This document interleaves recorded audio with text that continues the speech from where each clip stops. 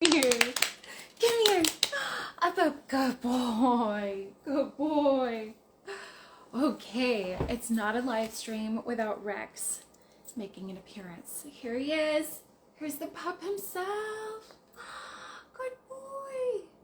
Good boy. Hello. Thank you for coming. So today I'm talking about cosplay glow-ups and why it's good to wear a cosplay more than once, because there's so much you can learn, not only about yourself, but also the thing that you've made or the thing that you've assembled, and how to improve it. I know it can be a frustrating process, and so I'm here to demystify some of that, as well as encourage you and hopefully get some ideas for when and if you want to rewear cosplays, because I think it's really important. I know, isn't he adorable? This is Rexy. He's such a good boy. Thank you everyone for joining me on the middle of a Wednesday. I'm gonna keep this short. I'm gonna keep this simple and sweet because it's the middle of the week. Think of this like a little tea break, and we'll have fun. So I'm going for a bit of like a Chapo Roan light look today. I like these little stamps that I got, and then I like drew in this little tiny star. Anyway, good to see you, Cindy. Okay, so on today's post, I posted today about 3 different costumes that I made that, as you can see from the pictures maybe that you saw earlier or now, that some of them have taken a couple years to glow up. With Jasmine specifically, this design is based on my indigenous Coptic Egyptian heritage, and so I wanted to emulate more of both her classic animated design from the 1990s movie to a more traditional costume that would have been worn maybe about the same era. So first I started with the basic silhouette over here. As you can see, it's a little hard to see, but later on go back to my account and take a look at the photos. You'll see what I mean, but it's a basic silhouette. Everything looks kind of flat in terms of texture and tone. I have some stuff wrapped around my waist. I will admit this costume was actually somewhat incomplete when I first wore it, and I figured might as well go for a test run. Nobody's gonna really know the difference until I point out something like this, right? Cindy said, I bought those stamps but haven't used them yet. I like how you did it. I know, aren't they cute? And I like that the other side has like a little brush too, so you can like, I actually extended a bit more of the crescent moon. It's super fun. Yeah, I like it right here. I think it would make like a really cute beauty mark. I would love to see you use those. So with Jasmine, I did initially wear her during San Diego Comic-Con in 2019, unfinished. And I wanted to see how she would fit, how she would move. Plus, it's always super hot during that convention, and this is all entirely made out of linen. So I wore it with the intention of eventually having a glow up. And then when I eventually got to the final version in 2022, I had added in like patterns that I carved out of blocks to block print with in a traditional style. I did it from a heritage motif that seemed to make sense for the character. I added some more embellishments on the sleeves and the bottom hem of the gomlek, which is like a chemise, to add to it. And I also added a head covering because that also would have been very common during that era. And I used fabric that would have made sense for my heritage and both the time period. So that's kind of something to keep in mind. I will say I even got better shoes too, though at the time when I wore this version in 2019, the shoes that I wore deliberately were more comfortable because I knew that if I wore the shoes that I'm wearing in 2022, I would have had blisters everywhere because it was San Diego Comic-Con and you do a lot of walking. So something else to keep in mind. Chem Cosplay says, when I get a new costume, I like to add either glitter, sequins, or texture to make it feel like my own. Exactly. Yes, that's exactly what I go for, and I wholeheartedly encourage that. I love that. So as you can see, even like as I'm wearing it, I'm getting more of a feel for the basic character and then putting my own twist on it. I even put in indigenous facial tattoos that a lot of women would wear back in the time period if they were Coptic Egyptian like me. And I feel like it really ties the whole thing together, and it was just such a wonderful experience to wear it and have people compliment this thing that I made that is also inspired by my heritage. It was really special. So there's always those options. And then also I felt like I could move more freely in the costume too, the more that I wore it, because I knew what its limitations were. I knew how to hold everything together in the best way, so that way I could feel comfortable, so that way I could move more comfortably and feel more confident. And then also being able to know, like, what is the most flattering way to pose in this costume, right? Like here I'm like, oh yeah, I made this, but like it doesn't have this quite the same vibe as this one does, where I'm very in my element. I almost look royal in this one, which is exactly what I was going for. So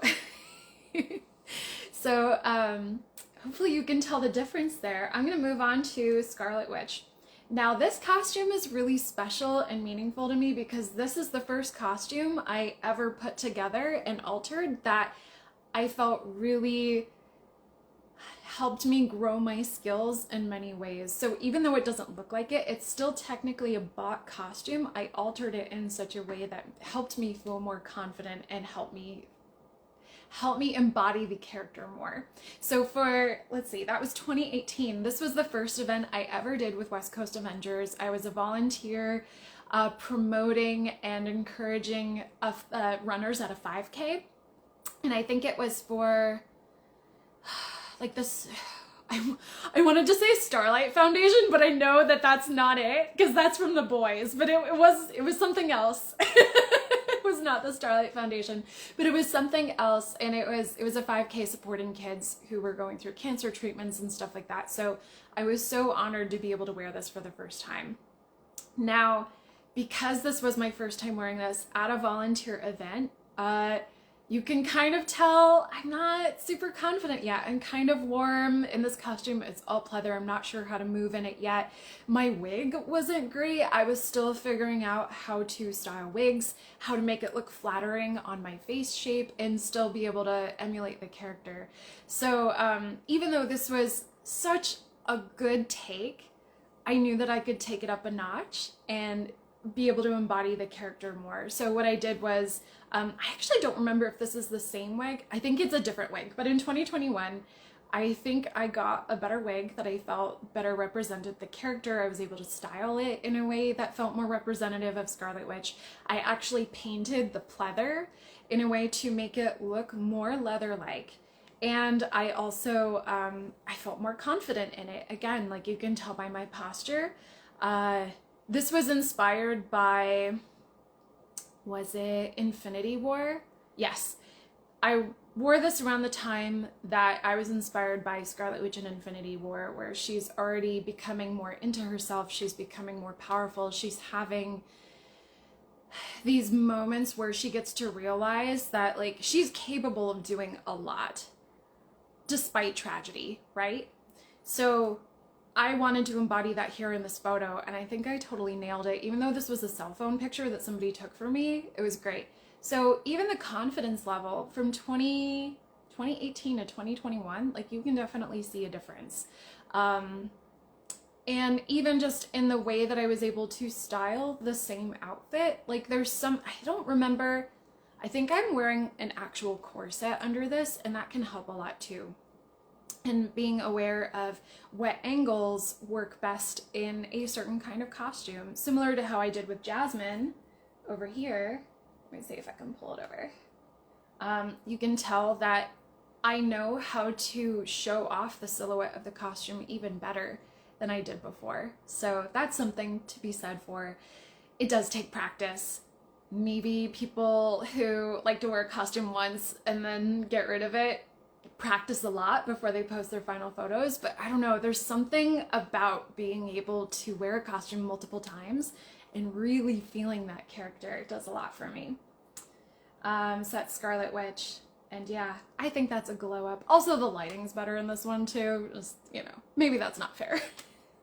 And then of course there's Commander Shepard, my favorite right now.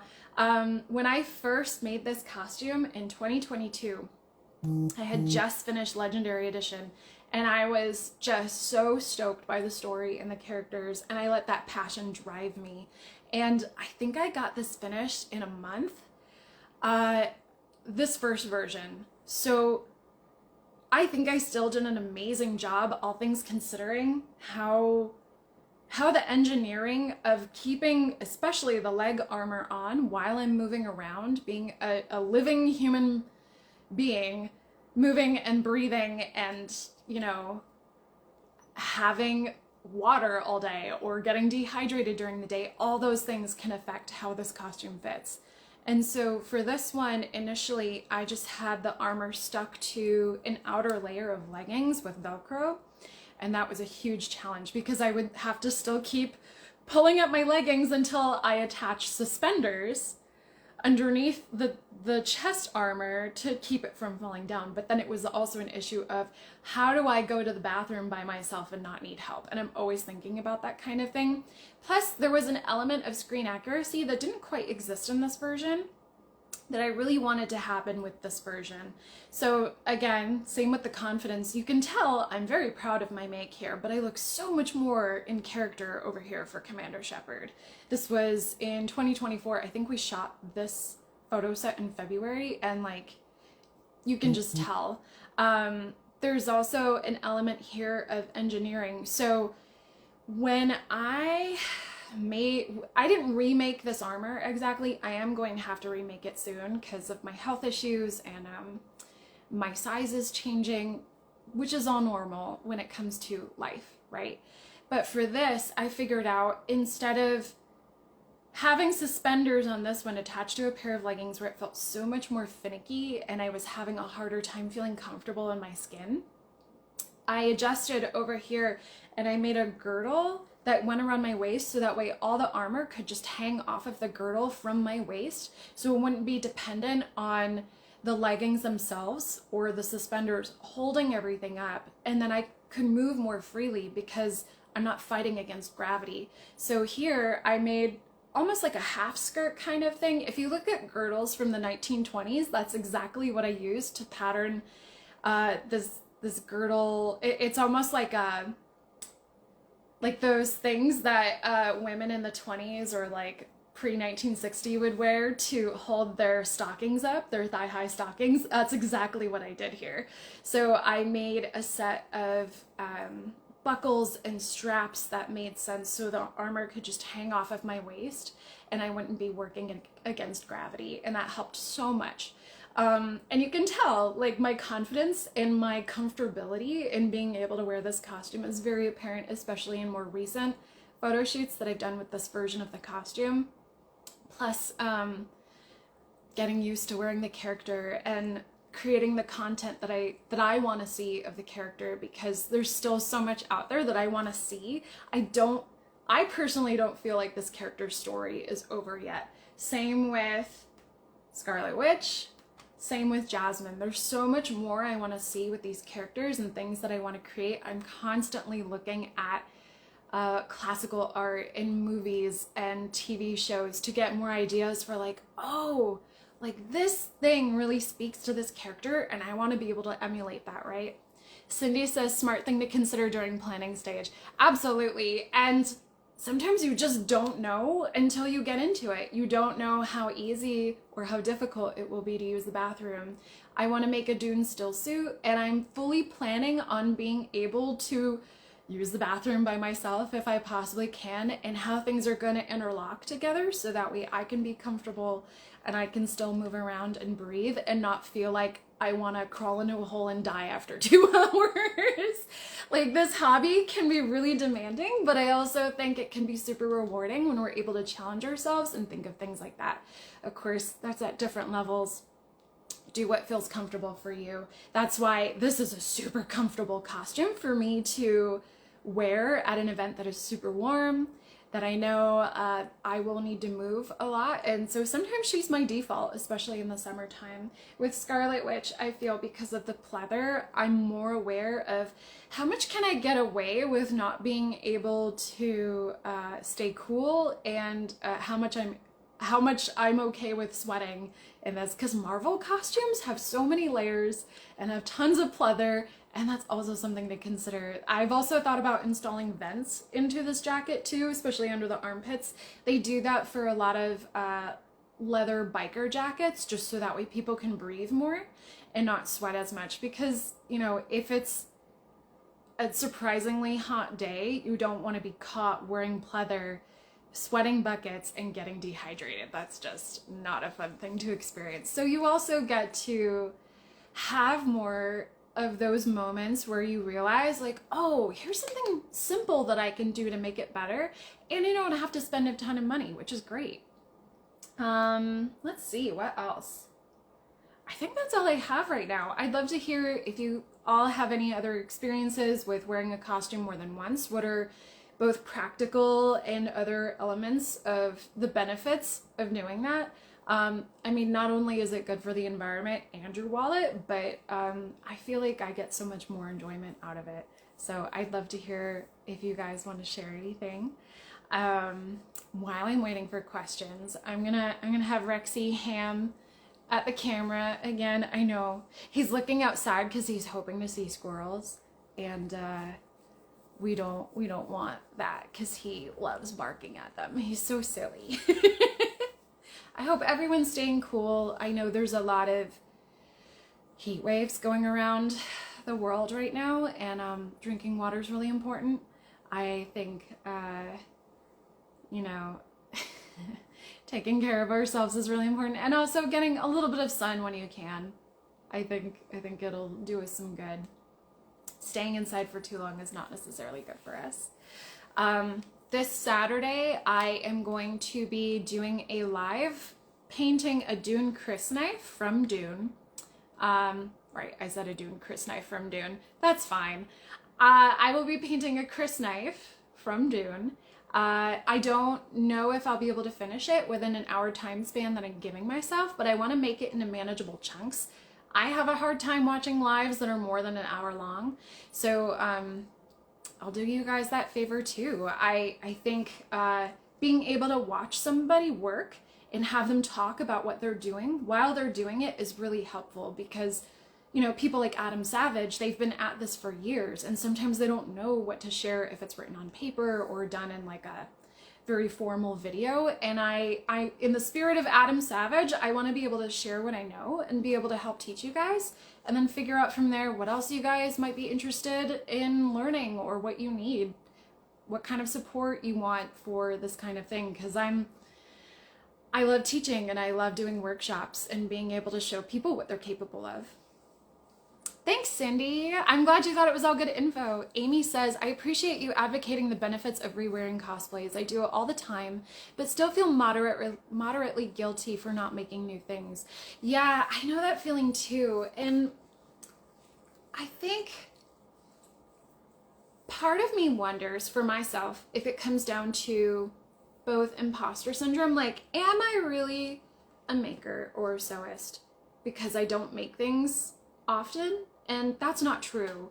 I think because our world is so fast-paced and people are expecting something new a lot, that can be really difficult to manage. And I think being confident in the things that you've made, looking at what you've made and being like, I didn't know how to do this before, but now I do.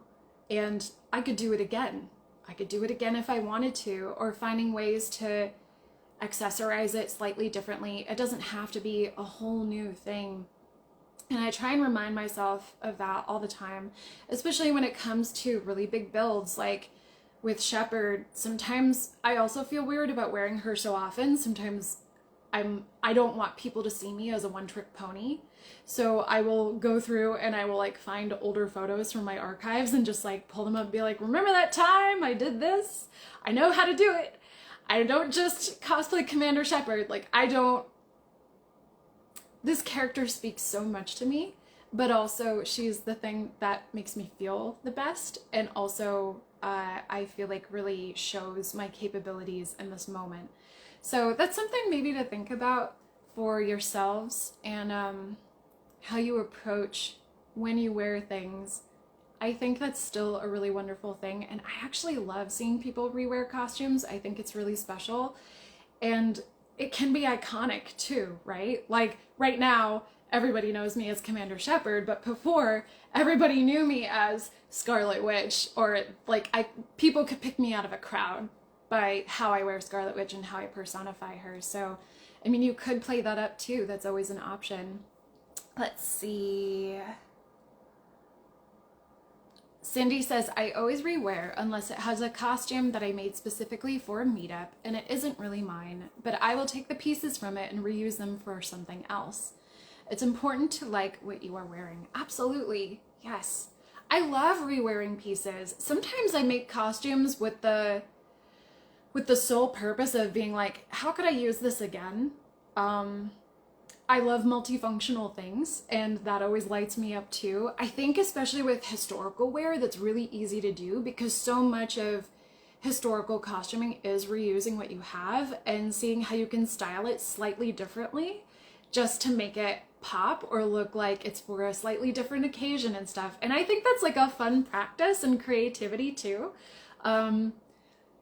Yeah, and with costumes, like if it's for the same character, like how can I use these elements of this thing to maybe bound as the character or do like a Star Wars version of it? And I've thought about doing a Star Wars version of her because I feel like I tend to have a palette. I feel like the last several years in cosplay, I've worn a lot of red and black, and I'm like, I could do something with this. Yes, queen. I hope this has all been interesting. Thank you so much for joining me. I'm gonna check and see what time it is. Oh wow, that wasn't as long as I thought. Okay, cool. Well, maybe we can just keep this short. If there's any other questions or any other things you all want to bring up, I hope what I've said was helpful. I hope you all feel more encouraged to keep wearing the things that you want to keep wearing. If it makes you happy, if it brings you joy, and it looks good, why not, right? I'm all for it.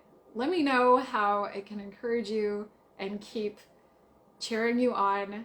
This community has been wonderful, but I know that there's also some dark spots too. So I am all for the expression of creativity and teaching others. Let's see, do it. I just did Snow White Ray, even though I got called Mulan. I had fun. Oh, wow. I'm trying to picture. Okay, that is a similar color palette. I could see her being Mulan. Wow, that's interesting. I need to go find that now. I hope you posted that on your Instagram. I'm gonna go find that. I'm so curious. Yeah, and also the benefit of wearing Jedi robes or Sith robes is they could be made from linen and they're super breathable during the heat. I am obsessed with linen. Cannot get over it. Thank you, historical costuming, for turning me on to linen. And when I say historical costuming, I mean this. And also maybe some Victorian wear too. I've taken a break from the more Western-centric historical costuming aspects just because I found it really limiting, and sometimes armchair historians don't have creativity and fun in mind. They would rather hem and haw over accuracy, and I'm not really here for that, so. You did. Okay, cool. I'll go find it. Thank you all so much for joining. I hope to see you Saturday. I think that is also at noon Pacific time when I'm painting the Chris knife. And come with questions, come curious and willing to learn. And yeah, have a great rest of your day. Stay curious.